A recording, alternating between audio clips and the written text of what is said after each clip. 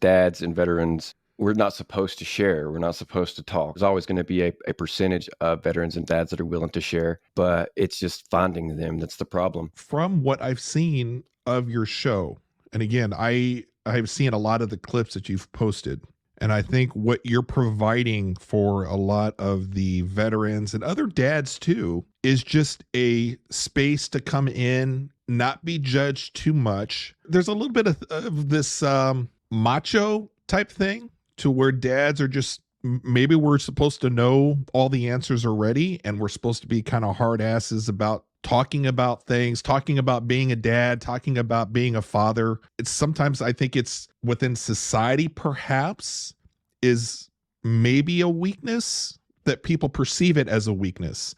That's not how I view it. I do know that that's kind of out there. I think that it's doubly hard on veterans too, because you do have that macho thing with the veterans too, right? And again, I have never served. I'm a civilian parent of somebody that is starting their military journey, because you've got one boot in the civilian life being a dad, and you have the other boot where you've been a veteran. You've seen different things, and then your own experience growing up with your dad. So I think that it's doubly hard on you that dads were supposed to be super tough, super macho, not talking about how to do things, in addition to the military stuff, that you're supposed to be this tough guy. There's Am I off base? No, you're hitting the nail pretty well on the head there, from a lot of different angles. First and foremost, dads and veterans, like you said, we're not supposed to share. We're not supposed to talk. We're supposed to just be tough and just shoulder whatever responsibility comes along. Veterans, I think, are worse. Oftentimes with my generation and later on, you have a lot with PSD or PTSD. So there's always that. I know multiple veterans that they acknowledge that it's a thing, excuse me, but they're like, oh, I don't have it. But like, it's clear to me, even, from not knowing them very well, that like, oh, you also have it too. Like you need to go talk to somebody. So there's really that whole culture of just, I don't need to do it. If I do, I'm weak. And Right. it's hard. I've always said that I pick the two types of people that least want to talk.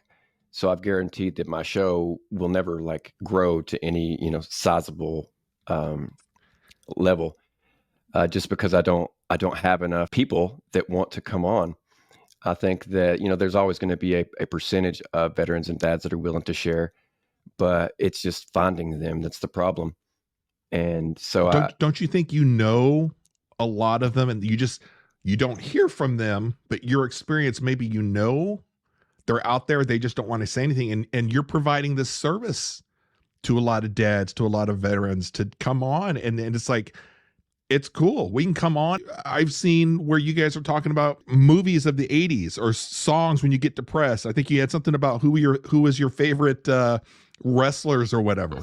And it's a lot of fun stuff. And then you're kind of also sliding in, parenting. There was one gentleman that was on. I don't think I'm seeing these in chronological order. It's whatever the algorithm kind of feeds me. Yeah. You had a couple that had come on. They were talking about stories. I can listen. I used to be able to listen to those stories and I'd be like, oh, cool story, because it wasn't personal to me.